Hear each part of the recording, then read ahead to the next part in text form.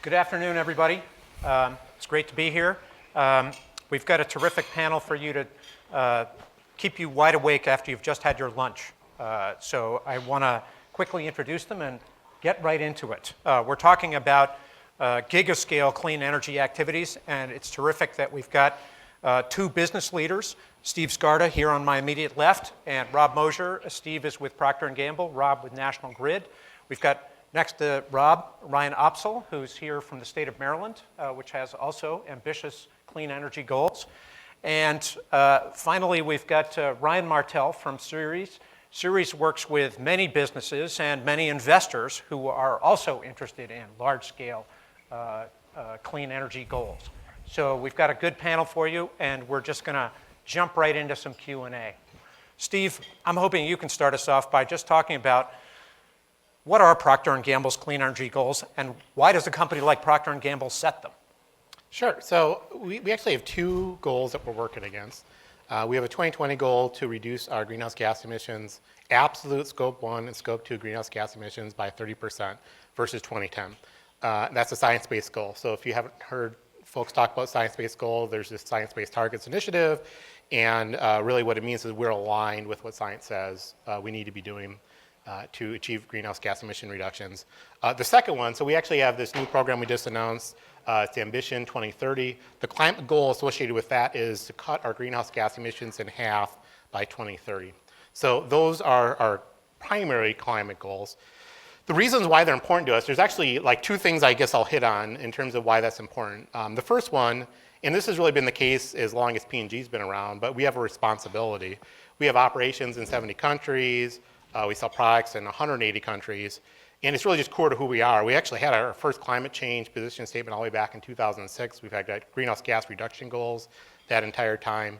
It's really core to what we deliver. Our mission statement actually says our entire mission is to improve the lives of the world's consumers now and for generations to come. That's really what we're about. But I think what's probably even more interesting is the second. And so and this is really, as I've been in this role, I've seen a significant change over the last decade. Right now, it absolutely drives business value for us. It's important to our customers. Those companies that sell our products, great example is Walmart. They have Project Gigaton. They're looking to reduce the greenhouse gas emissions of the companies that sell products in their stores, and we're an important part of that. But it's also been really interesting to see the change in consumers as well. We went and announced a wind farm a few years ago. We did this big thing over on the Washington Mall right here. And that press release, and what it was is we're powering all of our fabric and home care plants in the US and Canada with 100% renewable electricity. So all of our Bounce and Tide products are made with 100% renewable electricity. That announcement got 8 times more impressions than any other kind of sustainability announcement we had done. And I kind of share that just as a tidbit is what we're really seeing is consumers, our core purpose is to make products that consumers love. Part of that really is they are looking, they care about this kind of work now. So it's really core to what we need to do, not only as a company because we have a responsibility, but really it's driving business value for us as well. Great. Rob, what about in the electricity business? Well, a lot of the value proposition that Steve alluded to, it drives our companies, not only our operational, but our public policy agenda. We've had an 80% reduction goal of greenhouse gas emissions by the year 2050 for quite some time. That goal aligns with the Commonwealth of Massachusetts, which has a similar goal. In fact, it's identical, along with Rhode Island. And the state of New York just upped their particular greenhouse gas emission reduction target to 85% by 2050. And that's all with the 1990 baseline. So the service that we provide, being a customer-centric company, for the longest time, the power sector talked about resiliency and security, which are all key components of the product that we do provide. However, we've been seeing a dramatic shift for quite some time now with our customers. They prefer that the service that we provide be sustainable. So it's not only about having the notion that what we're ultimately providing is something that is a necessity, but they are speaking with a louder voice now more than ever, as are our shareholders. So that has been driving the decisions that our company has made for quite some time. And in addition to that, we had a 45% by 2030 greenhouse gas emission reduction target that we have already exceeded. We are now at 65%, again, with the 1990 baseline. So there's more that we can do, and we will continue to improve our standing within our communities because it's critically important. But in addition to that, we're also looking at the transportation sector, which is now the largest emitter within the Northeast, and the heating sectors as well. So there's certainly a role for us to continue to play, and we hope to be a part of that, not only in partnership with the policymakers and advocates now at the state level, but the federal level as well. Great, thanks. Ryan, shifting over to government, how is it for the state of Maryland?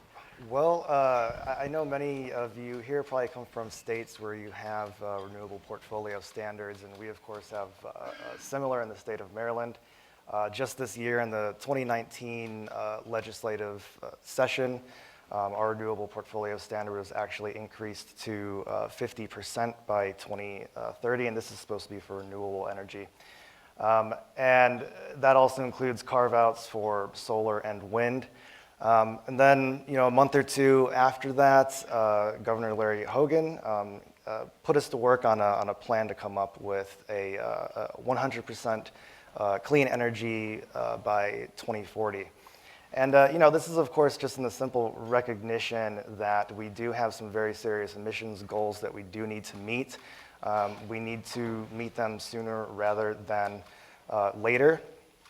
And hence the clean energy approach and how happy we are to be here at the National Clean Energy Week. And so we are in the process of planning it. It is meant to be an all of the above approach, technology neutral.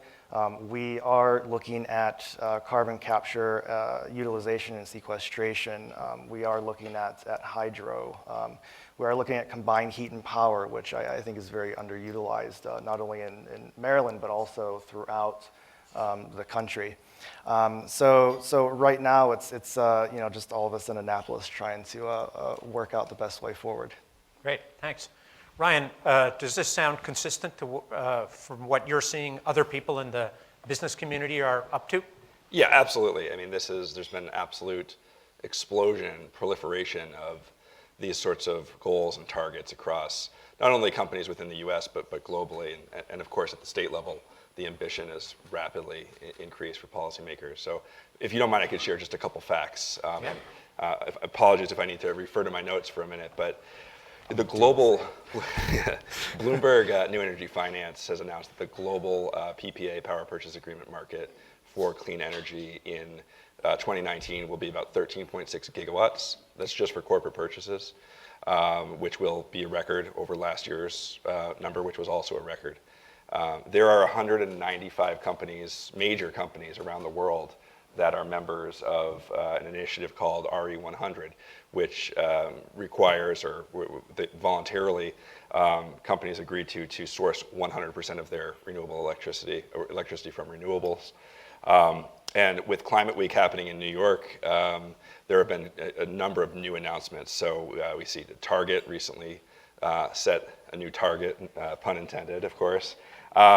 Google has just announced the largest corporate purchase of renewable energy ever, 1.6 gigawatts of electricity, which will come from clean energy sources across Europe, the US, and Chile, which will almost double their renewable energy portfolio. And it's not just electricity, right? We've seen Daimler and Volkswagen now, Daimler makes Mercedes, announce that they are in the last generation of their internal combustion engine designs. And those will go out for a long time still, but pivoting pretty quickly to electric vehicles. And then even beyond that, Steve mentioned science-based targets. It's a huge initiative. There are globally 650 companies around the world that have either committed to set a science-based target or have set it already. And what's even more exciting is that as the IPCC report of last year has indicated that a 1.5 degree world is most preferable to a 2 degree world for many various reasons, which hopefully are obvious to all of us. 87 companies have now agreed to align their science-based targets with 1.5 degrees scenarios. So it's incredible. And I'll just say really quickly that all this ambition from companies and states and other actors in the US is so laudable and encouraging, but it's still not enough. You know, there have a couple studies that came out last year that showed if you aggregated all of those commitments together, that the US would still not even come that close to hitting its Paris targets by 2025. And I think, obviously, the National Clean Energy Week and the work that CRESS and all these other organizations do to continue to make the case for federal policy as an absolute requirement for moving forward on emissions reductions within the US is 100% necessary, and doing it in a bipartisan way as well. So I'll stop there. Oh, that's great, thank you. Rob, Ryan Opsal got us started a little bit talking about technologies and kind of how you get there. What's National Grid up to in terms of the impressive progress you've already made, but what do you foresee for the future? How are you going to get there? Thank you for the question, David. Just before I get into that, just to provide a bit of context about National Grid, for those of you unfamiliar, we operate in a restructured or deregulated marketplace, which means we're not vertically integrated. So we do not produce power, we procure it. And it's been that way for over 20 years, and those were decisions made by our three states, New York, Massachusetts, and Rhode Island, again, many years ago. So what we've been doing to contribute to this, in addition to aligning with the state targets that have already been set, and were established many years ago as well, in fact, most of them over a decade ago, they have complementary policies with regard to renewable portfolio standards, clean energy standards, and in the case of New York specifically. So the way that we have been trying to tackle this challenge, one, because it's important for our operations, and two, because it's self-evident we want to do the right thing in alignment with our states, is that we've really looked at ways in which we can expand transmission and distribution investments, and also looking at large-scale renewables. There are a number of state either procurement proposals that have been released, particularly in Massachusetts and New York, a little later, but in looking at offshore wind, but those are not without challenges. In addition to that, we're trying to encourage, whether it be at the federal or state level, a greater investment in research, development, and deployment. There are a number of technologies, particularly with the electrification of transportation. EVs present an excellent opportunity to look at ways in which transportation sector can reduce its carbon footprint. And a lot of that has to do with the size and the scalability and also commercialability of the batteries. And then going to the last sector, heating, therein lies one of our greatest challenges, in that natural gas is still an integral component of the service that we provide, and it will be for the foreseeable future, many years to come, decades to come, and looking at ways to decarbonize that, whether it be through renewable natural gas or looking at technologies, whether they be a hybrid of heat pumps or some other form of technology. But those are not without cost, and they certainly present benefits. But in addition to looking at those strategies to spur that innovation with those technologies, there's also an impetus that we have, and that's to get a number of our customers, particularly in New York and Massachusetts, off fuel oil, which is certainly a lot less environmentally sustainable and ultimately costs more. So we have a number of those interesting situations in which we must address and balancing them, but it's the combined impact of all of those different either considerations or strategies going forward that'll help us achieve those targets. Yeah. Ryan, does that sound consistent with the kinds of things you're thinking about in Maryland? Yeah, I mean, We're definitely on the lookout for new technologies and ideas on the horizon, and it's also fairly striking too. I mean that, we can only do I think so much on the policy side, right? And it's really up to the people, residences, households, businesses, utilities, all these various stakeholders to actually really operationalize a lot of this stuff. And as I'm thinking about technologies too, I'll come back to combined heat and power. There are some really useful, highly effective technologies that are already out there that are proven and stable, and we're just not using as much as we need to. We're certainly trying to change that in Maryland, but and in general too, I think there's nothing worse than an undersubscribed program. We provide a lot of grants and incentives through our agency, and I think having that solid connection there is really great. But on the issue of combined heat and power, I'm not sure how familiar everyone is with it, but your typical generation system will run at about 33% efficiency, right? And the CHP system can actually push that up to 80, 90%. And we actually provided a grant for the Gaylord National through our agency, about $500,000.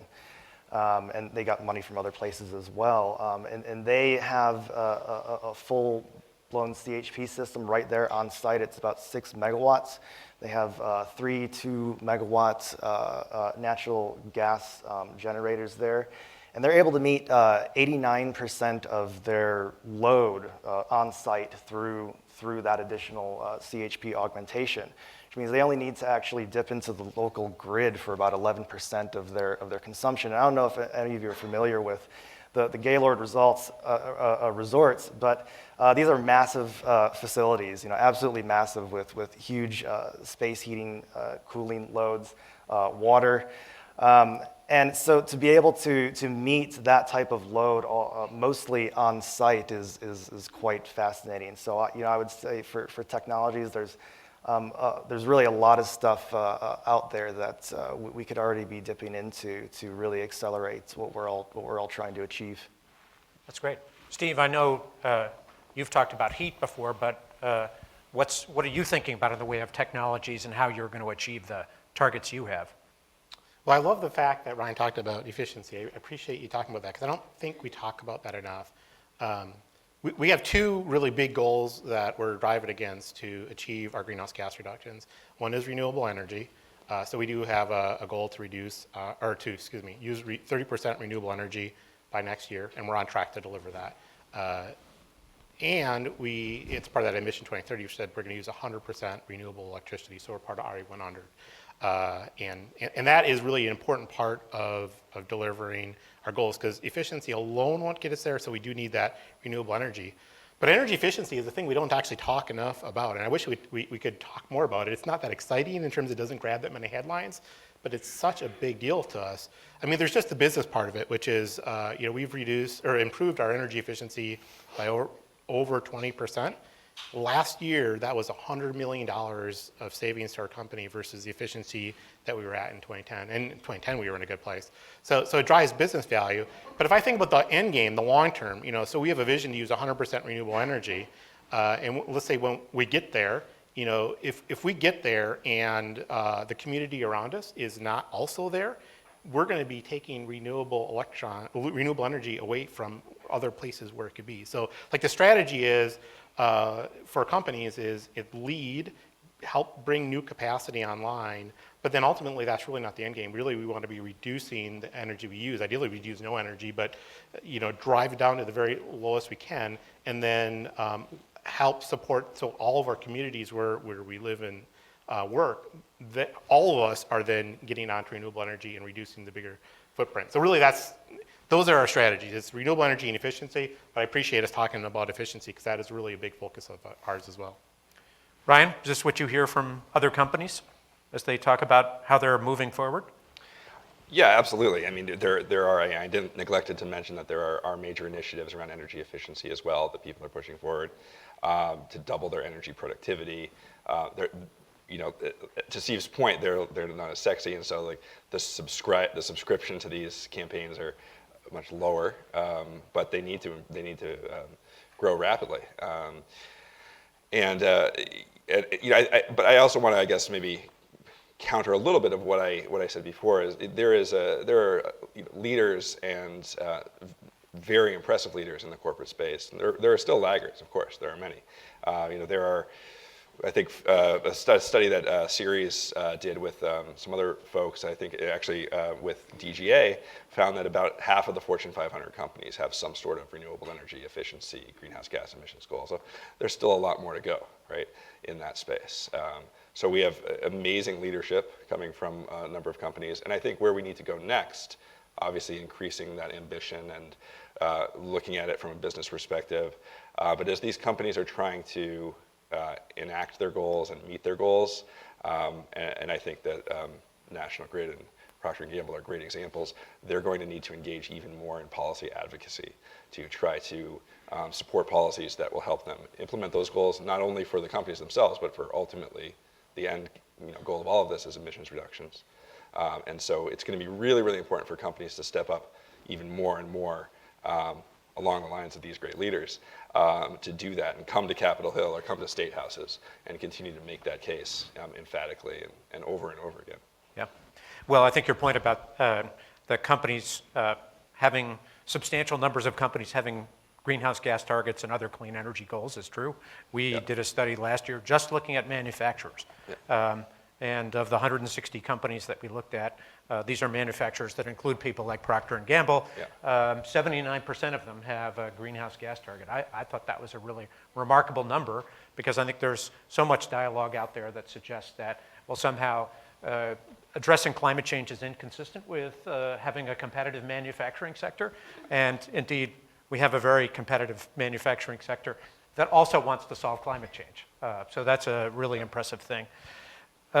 Steve, I'm wondering if you can talk about some of what kind of you see as the big challenges as you meet these things. You've talked about how you're going to get there, but what keeps you up at nighttime? Yeah, it's changed over time. I came into this role around 2010, and we had just announced this renewable energy goal to use 30% renewable energy. And I'll never forget, I was going around talking to my coworkers, and for me it was a dream job. I mean, gosh, look now, I'm sitting here in Climate Week talking to all of you about renewable energy. It's a great job. But there was also a lot of my coworkers who were like, you're crazy. This is, at that time, almost 10 years ago, they're like, you're not going to be able to get the company to 30% renewable energy. What are you signing up for? And there were huge challenges at that time. But I want to reflect on, we've made a ton of progress. And I say we, I don't mean the company, I mean just as an industry, the transformations that have happened in terms of the collaborations that are coming together. There's a Renewable Energy Buyers Alliance, work going on with utilities.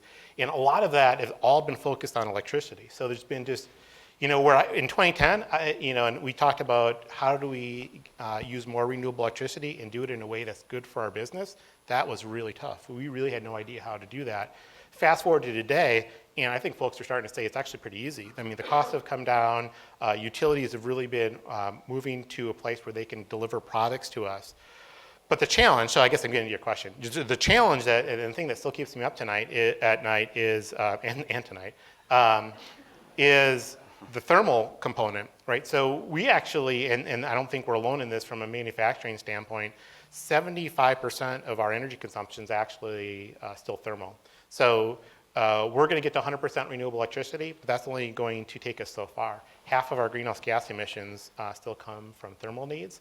And when I think about that challenge, it's a little bit where we were on electricity back in 2010. It's like, oh, wow, I don't know how we're going to tackle this. This is really, really tough. We've made some progress. We did a great project down in Albany, Georgia. It was a biomass project. 100% of our steam is coming from an operation run by Constellation Energy. It was a partnership with Georgia Power and Constellation. But gosh, we have so much more work to do. David knows this because we sit together and or help put together something called the Renewable Thermal Collaborative. It's a partnership between David's organization and World Wildlife Fund, C2ES, as well as a bunch of other companies. And we're really starting to think, we reflect back on, there's this Renewable Energy Buyers Alliance, did a great job collaborating and making progress in electricity. We're now just starting to work in the Renewable Thermal Collaborative to think about how do we go and make that same kind of progress in the thermal space that we've had as you've seen in the electricity space. So that's a big issue. I think you're going to hear more about it in the future. It's the next really big challenge, especially for manufacturers. Can I just ask you to say a word about what do you use heat for in the manufacture, or cooling for that matter, in the manufacturing process? Yeah, so we manufacture goods. Most of it, it falls in like two big categories. I mean, there's certainly just building heating, and that is a portion. And like when you talk with cities, and we have a city in the Renewable Thermal Collaborative, that is a big portion of their thermal loads. But for us in manufacturing, we do a lot of drying, especially part of our business is bonding Charmin. It takes a significant amount of energy to dry paper. So there's hot air systems and steam that's associated with that. But then also just all of our other formulated products when you, there's a lot of steam sanitization that needs to go on when you move between one batch and another. And just mixing those, there's a thermal need that's required for making those kind of manufactured products. So it's almost all entirely natural gas today. And we know there's some options. There's alternate fuels, there's electrification, but none of them there's no like real easy answers yet. And so we're really trying to think through, and actually it's important that you ask around how do you use it, because some of those technologies don't always work. I can't burn wood and use the flue gas to like dry paper. And so there's kind of some technical challenges in there as well. But we're working on it, and we're starting to make some progress, but that's the biggest challenge that's still in front of us. Great, that's great. Rob, what about for National Grid? What do you see as the big challenges? I alluded to one already with regard to natural gas as a component in the clean energy transition that's occurring in the Mid-Atlantic and Northeast regions. That will continue to be a conundrum that we'll attempt to resolve, but it's not something that will be handled quickly.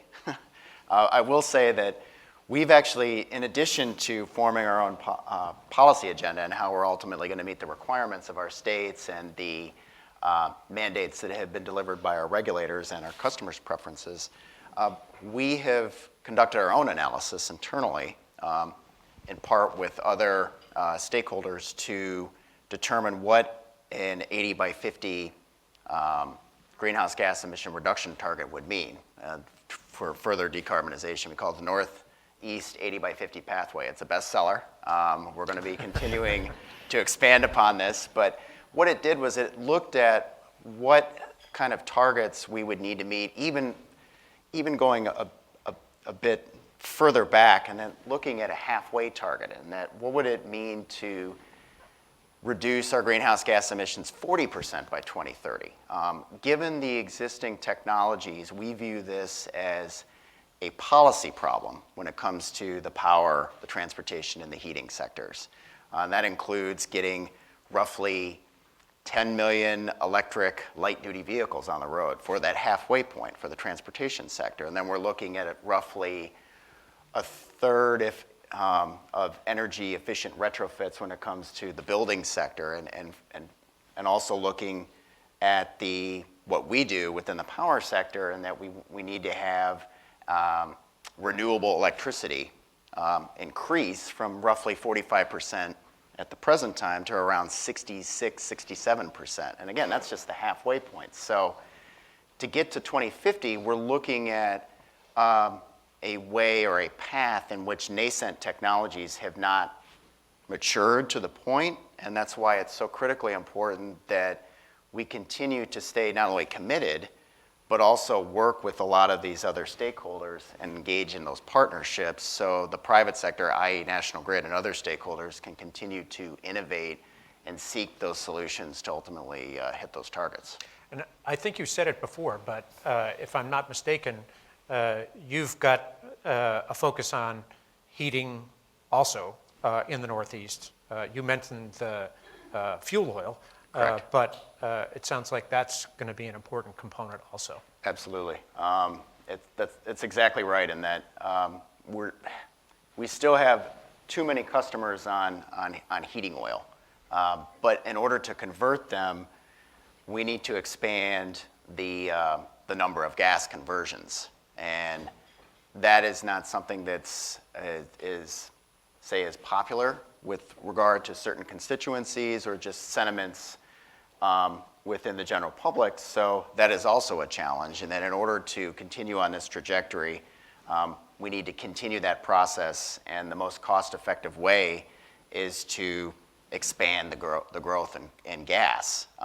But that will also be complemented by some of the other technologies, whether it be heat pumps or others, in employing renewable natural gas, which is still very much, I think, being developed in certain regards and determining how we can ultimately employ it in our energy delivery system.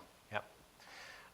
Ryan, what about you? What's keeping you and others up in the middle of the night in Maryland? There are so many things. I don't think there's enough time left on the clock. So, so let me just, I'll talk about two briefly. One from the perspective of the State Energy Office, we really, it's really incumbent upon us to take a much more strategic and holistic goal of the entire energy landscape of the state.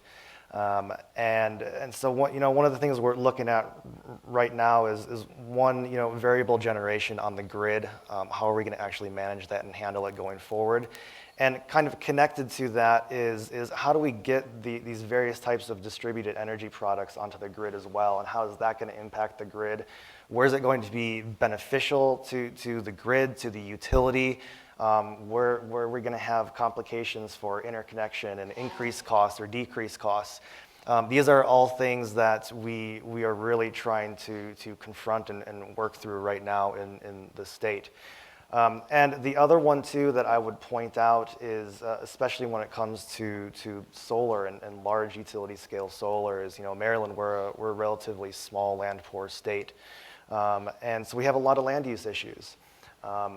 We have some utility scale solar in the queue with our power plant research project that actually runs through the process to get these cleared and sited and out there. But there's a lot of problems with this. There's a lot of utility scale solar, especially. It takes up a lot of land. They get caught up in certain places, and the project ends up not going through. And so, that's another one that we're trying to figure out as well. And a couple of months back, the governor actually did come out with an executive order for essentially a land use solar siting commission, and so we're all working on that with various stakeholders around the state in order to try and work through that as well. That's great. So I take that those last two comments by you and Rob about the importance of partnerships. Steve, you've alluded to it as well. Ryan, what are your thoughts, and what do you hear from companies about their big challenges? I think the thermal component is huge. I also think that the transportation, the addressing transportation in large corporations is really critical as well. Many of these companies have massive fleets, passenger vehicle fleets. They have supply chains with significant amounts of delivery, and those are emissions reductions that are a lot more difficult to get to because they're decentralized. Perhaps it relates to companies that you don't own. And have different relationships with that are global. So those are two big challenges from an operational standpoint. Yep. And there is possibility. I because of my job is focused on convincing companies to be policy advocates. There are potential policy solutions, right? Whether they're on the regulatory front or through Congress with legislation. I thought you were gonna ask me what keeps me up at night, and I was gonna say. Well, you should answer that question too. I was gonna say that I'm halfway through reading *The Uninhabitable Earth* by David Wallace Wells, and that'll keep your eyes wide Okay. open. So don't read that 3 in the before morning. bedtime. Yeah, exactly. Okay. Maybe when you wake up in the morning to get you motivated. Yeah. But I think just the last thing I wanted to say is that this convening and the work that CRESS does and other groups is so important because there's clearly one political party in the U.S. that isn't where they need to be right yet on climate. There's amazing progress being made, as we've seen evidenced by some great leaders speaking here today and last night, but it's not there yet. And I think that the corporate voice has a unique perspective and ability to talk to those legislators from a free market perspective, from a business perspective, to make the economic and business case. And so, when I think about like what are the challenges that I'm facing in my work and in our work as advocates, it's really while we have many strong advocates coming up to the Hill, we need more, and we need them there more often. So that's what's on my mind. Yeah. Great. Steve, I'm wondering if you could speak to that. You know, you've been talking about what Procter & Gamble itself does in terms of reducing its own emissions. What do you think the role is for the business community in engaging in policy, or even more broadly to the questions that Rob and Ryan were talking about in terms of engaging stakeholders and partners? Well, yeah, I appreciate you talking about partners because that's really the first thing that comes to my mind is we have these goals and we are absolutely committed to achieving them and we are going to achieve them. But the truth of the matter is we really don't want to be, we, Procter & Gamble, don't want to be in the energy business. We really want to focus our resources on what we're good at, which is creating products that consumers love. But we're sort of in the energy business because of these goals. And so we really need, and where we've had great success has always involved partnerships and collaborations. And so, you know, the Renewable Energy Buyers Alliance, which has been a collection of NGOs, has been a great example of us being able to partner with utilities and regulators and NGOs to really help transform the industry. We need to continue to have more of those kind of partnerships. That is really what's going to drive it for us. I mean, that's really where, as I think about how are we going to continue to make progress and continue to point towards that vision and ensure that we can kind of focus our resources on what we're good at, it's going to be partnering with others that really can help drive us. And it's not just us, but I'll go back to the point I tried to make earlier. At the end of the day, when we're using 100% renewable energy, if all of our corporations that have been leading this change, if we're sitting by ourselves using 100% renewable energy, but our communities are not, we're still not there. I mean, we're still going to be facing the same kind of climate crisis we are today. So it's both collaborating to help us, but it's also really influencing, you know, outside of our walls as well. Yeah, that's great. Rob, you've mentioned policy a couple of times. Sure. And stakeholder engagement and others. Mm-hmm. What do you think? Well, we've long taken the position that we would prefer that if there is to be legislative initiatives, whether it be at the national or even state level, to mitigate or adapt to the impacts of climate change, we would prefer that approach as opposed to the regulatory framework. Now, that's not to say that we haven't contributed to national efforts like the Clean Power Plan, to which we ultimately supported, but we've tried to be responsive and offer our comments and recommendations when solicited, and ultimately to demonstrate our leadership. And if we truly care about reducing our greenhouse gas emissions, not only from a reputational standpoint, but because it makes the economic case for our operations, all of that is aligned with what we are attempting to do and working with the current Congress as momentum continues to build about, particularly on the House of Representatives side, of whether or not there will be a legislative initiative or proposals, plural, that would address the climate issue. And Senator Ayotte mentioned earlier that there was a markup yesterday in the Senate Energy and Natural Resources Committee where they were looking at a lot of measures, authorizing measures that would spur greater research, development, and employment. So there's a lot of different ways to do this. But what we have identified, in addition to being forthright about where we stand on these issues, as part of our 80 by 50 pathway, we have identified as the foundational component of putting a price on carbon. And whatever capacity that may be, but we would prefer that it, even though RGGI, which is the Regional Greenhouse Gas Initiative, has a moderate price, and that's a voluntary construct for the power sector, we're looking more broadly. And in order to send that price signal, that would be the most helpful, and then the other complementary policies and recommendations and even strategies would follow suit. But that's how we're looking to not only continue to engage in our advocacy campaigns for this Congress, but in the years to follow. That's great. Ryan, you're in the policy world completely all the time. Further thoughts on the business community in particular, or policy generally? You know, for policymakers, I would say, you know, target what makes sense is going to be most beneficial. And on that front, I would say, you know, to business, you know, go out and make money. And what I mean by that is like, off the top of my head, we actually have a first of its kind data center grant program that we're actually running out of our agency, and we actually provide money for data centers to actually come to the state. For policymakers, that's jobs, that's business, that's tax revenue, and businesses themselves, the data centers, they can save a lot of money. These data centers use on the order of 100 to 200 times what a normal commercial office space would use of similar square footage.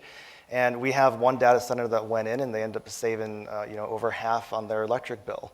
That's money, that's a revenue stream. That makes a lot of sense. That's great. Ryan, what are your final thoughts here? Yeah, 5 seconds. Climate change is a systemic risk, not only to individual companies, but to the whole American and global economy. And within the four corners of operations, companies it's great that they're moving ahead so ambitiously, many of them, to reduce emissions. But starting to think about the systemic risks that we will all face and the impacts on the overall economy and how that will affect your businesses in the long run is absolutely critical, and I think a good reason why the policy advocacy that can come from these really important voices should and can start be thinking even bigger, like a price on carbon, like these other things. Stuff there. So I hope you'll all join me in thanking this terrific panel talking about big scale stuff.